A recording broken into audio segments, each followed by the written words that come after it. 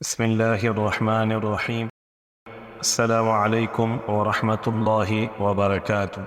آج ہم اکابر صحابہ و صحابیات کے سلسلے میں جس شخصیت کا ذکر کرنے جا رہے ہیں وہ ہیں حضرت عبداللہ بن سلام رضی اللہ تعالی عنہ۔ حسین بن سلام یثرب میں ایک معروف یہودی عالم تھے۔ مدینہ کے تمام باشندے دینی اور قومی اختلافات کے باوجود ان کی دلی قدر کیا کرتے تھے۔ تقوی، نیکی، استقامت اور صداقت جیسی وقی خوبیوں سے متصف تھے۔ حسین بڑی خوشگوار پرامن زندگی بسر کر رہے تھے، لیکن ان کی زندگی دوسروں کے لیے بھی مفید تھی۔ انہوں نے اپنے وقت کو 3 حصوں میں تقسیم کر رکھا تھا۔ ایک حصہ گرجے میں وعظ و نصیحت اور عبادت کے لیے مخصوص کر رکھا تھا۔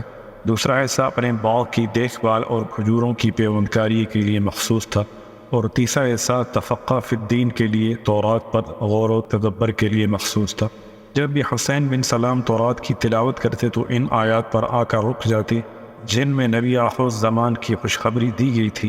یہ نبی منتظر کے اوصاف کو غور سے پڑھتے اور یہ دیکھ کر خوشی سے جھوم جاتے کہ وہ ان کے شہر یثرب میں ہجرت کر کے آئیں گے اور پھر یہیں مستقل رہائش اختیار کریں گے۔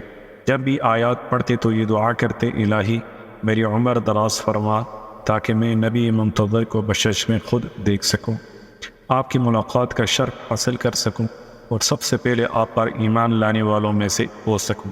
اللہ جل شانہ نے حسین بن سلام کی دعا کو شرف قبولیت بخشا۔ آپ کی زندگی میں نبی رحمت صلی اللہ علیہ وسلم کا ظہور ہوا۔ آپ صلی اللہ علیہ وسلم سے ملاقات، مصاحبت اور آپ پر اتاری کی شریعت پر ایمان لانا ان کے مقدر میں لکھ دیا گیا۔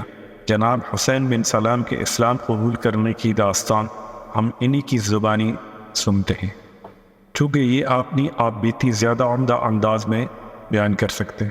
حسین بن سلام فرماتے ہیں، میں نے رسول اللہ صلی اللہ علیہ وسلم کے ظہور کے متعلق سنا تو میں نے آپ کے نام، حسب نسب، صفات ظہور پذیر ہونے کی جگہ اور وقت کا بغور جائزہ لیا تو میں نے آپ کو بالکل اس کے مطابق پایا جو تورات میں لکھا ہوا تھا۔ میں فوراً آپ کی نبوت پر یقین لے آیا اور آپ کی دعوت کی صداقت پر دل و جان سے ایمان لے آیا، لیکن میں نے اپنی اس کیفیت کو یہودیوں سے چھپائے رکھا اور اس موضوع پر بات کرنے سے اپنی زبان کو اس وقت تک روکے رکھا یہاں تک کہ رسول اللہ صلی اللہ علیہ وسلم مکہ سے سوئے مدینہ ہجرت کے ارادے سے روانہ ہو۔ جب آپ یثرب پہنچے، وادی قباء میں جلوہ افروز ہوئے تو ایک شخص آپ کی تشریف آوری کی اطلاع دیتے ہوئے لوگوں میں منادی کرتا ہوا ہمارے پاس آیا۔ میں اس وقت کھجور کے درخت کی چوٹی پر کھجوریں اتارنے میں مصروف تھا۔ میری پھوپھی خالدہ بنت حارث درخت کے نیچے بیٹھی ہوئی تھی۔ جب میں نے یہ منادی سنی تو درخت پر بیٹھا ہی بآواز بلند نعرہ زن ہوا، اللہ اکبر، اللہ اکبر۔ میری پھوپھی نے جب یہ نعرہ سنا تو بولی، خدا تجھے غارت کرے، بخدا اگر تم موسیٰ بن عمران علیہ السلام کی آمد کے متعلق سنتا تو اس سے زیادہ خوشی کا اظہار نہ کرتا۔ میں نے کہا، پھوپھی جان، اللہ کی قسم، یہ موسیٰ بن عمران علیہ السلام کے بھائی ہیں اور انہی کے دین پر گامزن ہیں، اور وہی شریعت دے کر بھیجے گئے ہیں جو حضرت موسیٰ علیہ السلام کو دی گئی تھی۔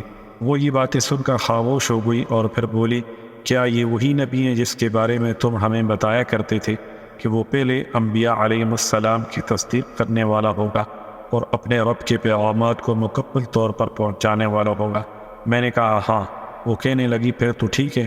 میں اسی وقت رسول اللہ صلی اللہ علیہ وسلم کی خدمت اقدس میں پہنچا۔ آپ کے دروازے پر لوگوں کا ازدحام تھا۔ میں لوگوں کو ہٹاتا ہوا آگے بڑھا حتیٰ کہ آپ کے قریب پہنچا۔ سب سے پہلے میں نے آپ کی زبان مبارک سے یہ باتیں سنی، لوگوں سلام پھیلاؤ۔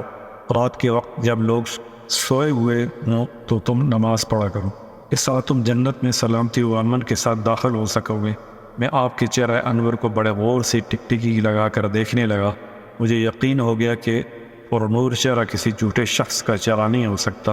پھر میں اور قریب ہوا اور میں پکار اٹھا، لا الہ الا اللہ محمد رسول اللہ، اللہ کے سوا کوئی معبود حقیقی نہیں اور محمد اللہ کے رسول ہیں۔ کلمہ سن کر آپ نے میری طرف توجہ کی اور مجھ سے دریافت فرمایا، آپ کا نام کیا ہے؟ میں نے عرض کی، حسین بن سلام۔ آپ نے فرمایا، آج سے آپ کا نام عبداللہ بن سلام ہے۔ میں نے ادب سے نگاہیں جھکا لی اور عرض کی، اللہ کی قسم، آج کے بعد میں اس کے علاوہ اپنا کوئی دوسرا نام رکھنا پسند نہیں کروں گا۔ پھر میں رسول اللہ صلی اللہ علیہ وسلم کی محفل سے اٹھا اور سیدھا اپنے گھر پہنچا۔ میں نے اپنی بیوی، اولاد اور دیگر اہل خانہ کو اسلام کی دعوت دی۔ الحمدللہ سب مسلمان ہو گئے، اور پھر میری پھوپھی خالدہ بھی مسلمان ہو گئیں، اور وہ ان دنوں عمر رسیدہ تھی۔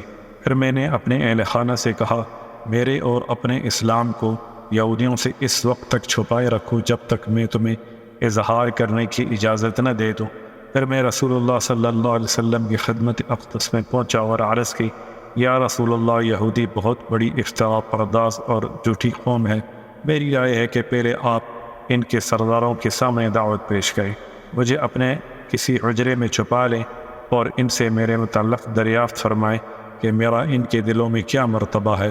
میرا اسلام قبول کرنے کا ابھی انہیں نہ بتائیں۔ اگر پہلے انہیں بتا دیا گیا کہ میں مسلمان ہو گیا ہوں تو مجھ پر بہتان تراشی کی انتہا کر دیں گے۔ رسول اللہ صلی اللہ علیہ وسلم نے مجھے ایک حجرے میں چھپا دیا، پھر یہودی سرداروں کو اپنے پاس بلایا اور انہیں اسلام قبول کرنے کی ترغیب دینے لگے اور ایمان کی محبت ان کے دلوں میں ڈالنے لگے، اور اپنے بارے میں تورات کے حوالے سے یاد دہانی کرانے لگے۔ وہ آپ سے جھگڑنے لگے اور اسلام کو باطل مذہب ثابت کرنے کے لیے ایڑی چوٹی کا زور لگانے لگے۔ میں حجرے میں بیٹھا ان کی باتیں سن رہا تھا۔ جب آپ ان کی طرف سے مایوس ہو گئے تو آپ نے ان سے دریافت فرمایا، حسین بن سلام کے متعلق تمہارا کیا خیال ہے؟ سب نے بیک زبان کہا، وہ ہمارے آقا ہیں، اس کا باپ بھی ہمارا آقا تھا، یہ بہت بڑے عالم ہیں، ان کا باپ بھی بہت بڑا عالم تھا۔ یہ سن کر آپ نے فرمایا، تمہارا کیا خیال ہے؟ اگر وہ اسلام قبول کر لے کیا تم بھی مسلمان ہو جاؤ گے؟ انہوں نے کہا، یہ ہو ہی نہیں سکتا کہ وہ اسلام قبول کر لے، اللہ اسے اپنی پناہ میں رکھے، بھلا وہ کیوں اسلام قبول کرے گا؟ یہ کلمات سنتے ہی میں حجرے سے باہر ان کے سامنے آ گیا اور میں نے کہا، یہودیو، اللہ سے ڈرو، اور جو حضرت محمد صلی اللہ علیہ وسلم تمہارے پاس لے کر آئے ہیں اسے قبول کر لو۔ اللہ کی قسم تم جانتے ہو کہ یہ اللہ کے سچے رسول ہیں۔ تم نے تورات میں ان کا نام اور صفات دیکھی نہیں؟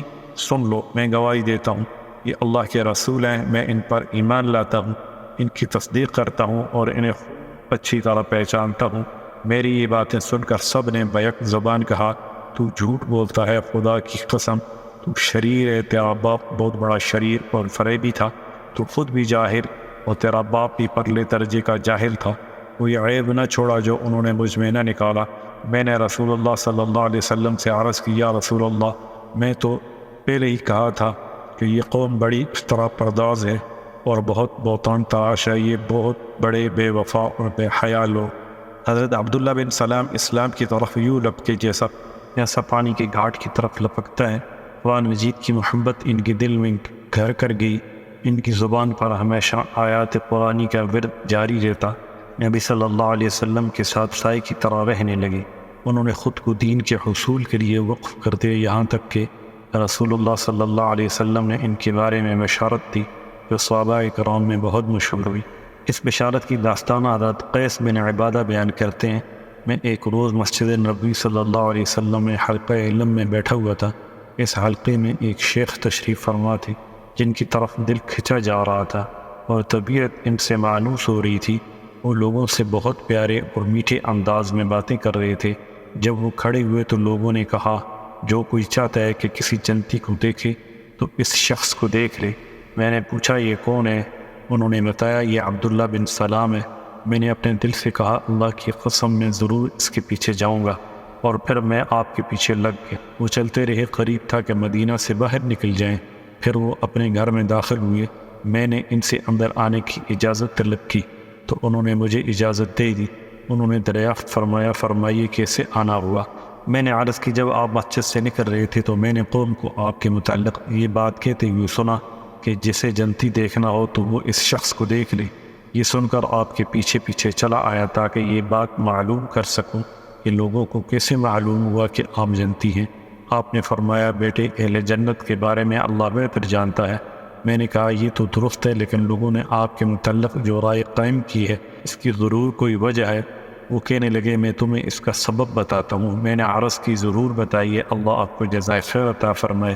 وہ فرمانے لگے، رسول اللہ صلی اللہ علیہ وسلم کے عہد مبارک میں ایک رات سویا ہوا تھا، میرے پاس ایک شخص آیا، اس نے مجھے کہا، کھڑے ہو جاؤ۔ میں کھڑا ہو گیا۔ اس نے میرا ہاتھ پکڑ لیا۔ میری بائیں جانب ایک راستہ تھا جب میں نے اس پر چلنے کا ارادہ کیا تو اس نے مجھے کہا اس راستے کو چھوڑیے، یہ آپ کے لیے نہیں۔